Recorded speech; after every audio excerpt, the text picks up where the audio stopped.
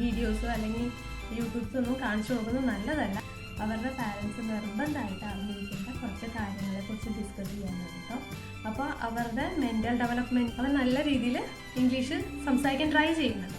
അപ്പോൾ അതൊക്കെ എനിക്ക് ആ ഒരു ചാനൽ നല്ലോണം ഹെൽപ്പ് ചെയ്തിട്ടുണ്ടായിരുന്നു. അതുകൊണ്ട് ഹായ് എവരിവൺ, ഇന്ന് ഞാൻ വന്നിരിക്കുന്നത് പുതിയൊരു വീഡിയോ ആയിട്ടാണ്. അതായത് തമ്പനയിലിൽ കണ്ട പോലെ തന്നെ കുഞ്ഞു കുട്ടികൾക്ക് ഒരു 2 വയസ്സിന് മുതൽ ഒരു സ്കൂളിലൊക്കെ പോണ ഒരു UKG ഒക്കെ കഴിയുന്ന ആ പ്രായം ഉണ്ടല്ലോ, ആ സമയത്ത് കാർട്ടൂൺസിനോട് കൂടുതൽ താല്പര്യം കാണിക്കുന്ന കുട്ടികളുണ്ടെങ്കിൽ അവരുടെ പാരൻസ് നിർബന്ധമായിട്ട് അറിഞ്ഞിരിക്കേണ്ട കുറച്ച് കാര്യങ്ങളെക്കുറിച്ച് ഡിസ്കസ് ചെയ്യാനാണ് കേട്ടോ.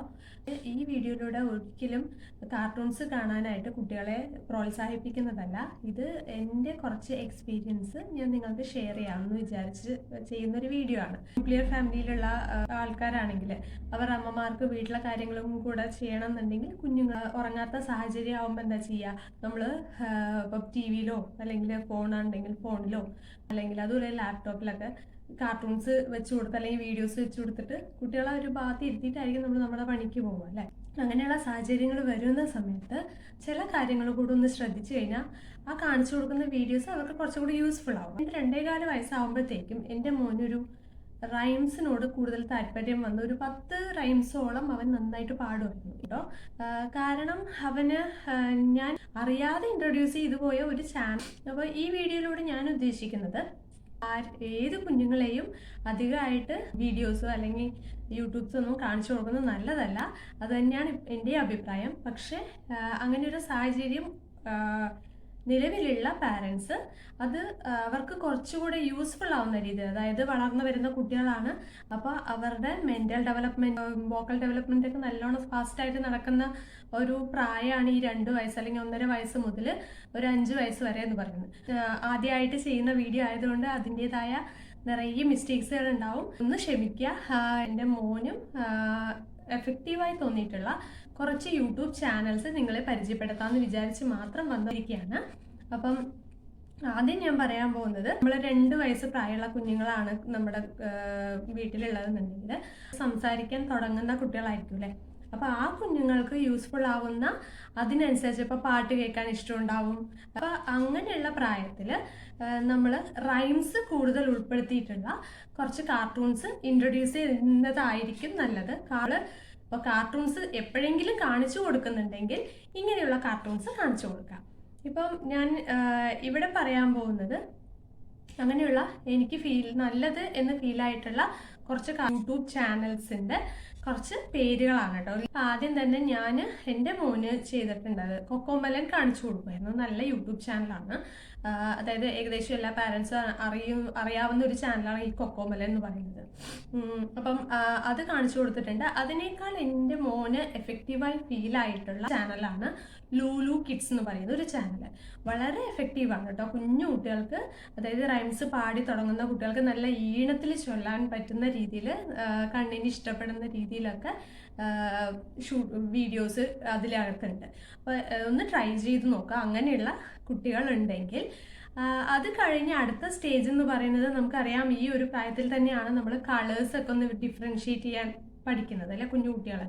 അപ്പോൾ ഗ്രീൻ ഏതാണ്, ബ്ലൂ ഏതാണ്, അങ്ങനെയുള്ള സംഭവങ്ങളൊക്കെ ഡിഫറൻഷ്യേറ്റ് ചെയ്ത് പഠിക്കുന്നത് ഈ ഒരു ടൈമിലാണ്. അതിന് ഏറ്റവും പറ്റിയ ഒരു ചാനൽ എന്ന് പറയുന്നതാണ് ഞാൻ ഈ മൂന്നാമത് പറയാൻ പോകുന്നത്.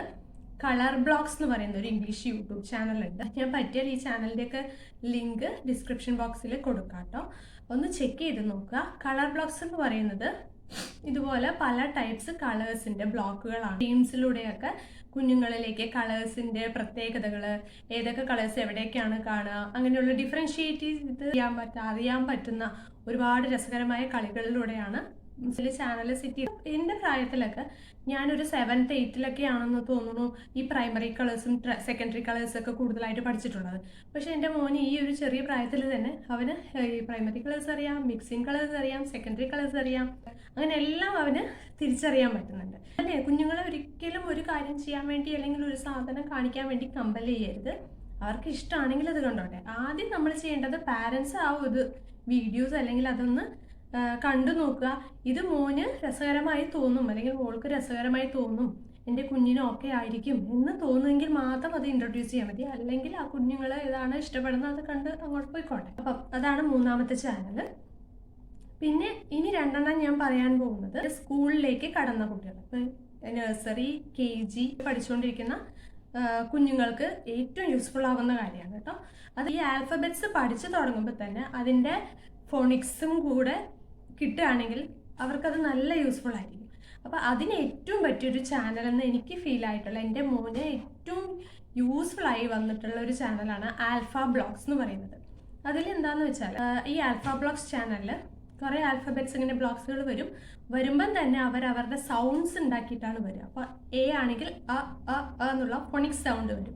ഇപ്പോൾ B വരുമ്പോൾ ബ എന്നുള്ള സൗണ്ട്, SH ഒരുമിച്ച് നടന്ന് വരുമ്പോൾ ഷ് എന്നുള്ള സൗണ്ട്.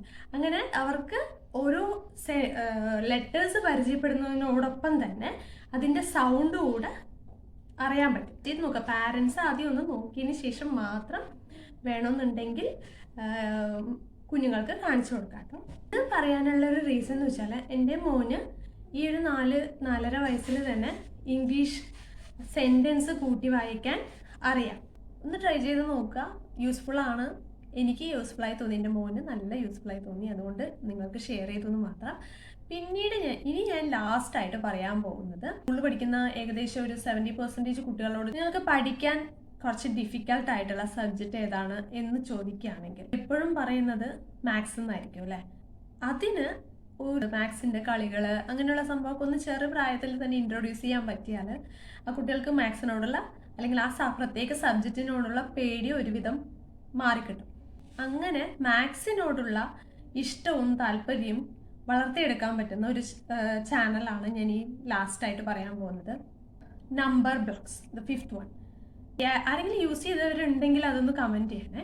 നമ്പർ ബ്ലോഗ്സ് എന്ന് പറയുന്ന ഈ ചാനൽ എൻ്റെ മോന് എത്രത്തോളം ഹെൽപ്പ് ചെയ്തു എന്ന് ചോദിച്ചാൽ, ഈ ഒരു 4-4.5 വയസ്സിൽ തന്നെ അവന് അഡീഷൻ അറിയാം, സബ്ട്രാക്ഷൻ അറിയാം, അതിൻ്റെ കൺസെപ്റ്റ് എന്താണെന്ന് അറിയാം. അത് വളരെ ഇമ്പോർട്ടൻ്റ് ആണ്. അതുപോലെ മൾട്ടിപ്ലിക്കേഷൻ എന്നുള്ളൊരു സംഭവത്തിൻ്റെ കൺസെപ്റ്റ് എൻ്റെ മോൻ ഇപ്പം തന്നെ ക്യാച്ച് ചെയ്ത് കഴിഞ്ഞു.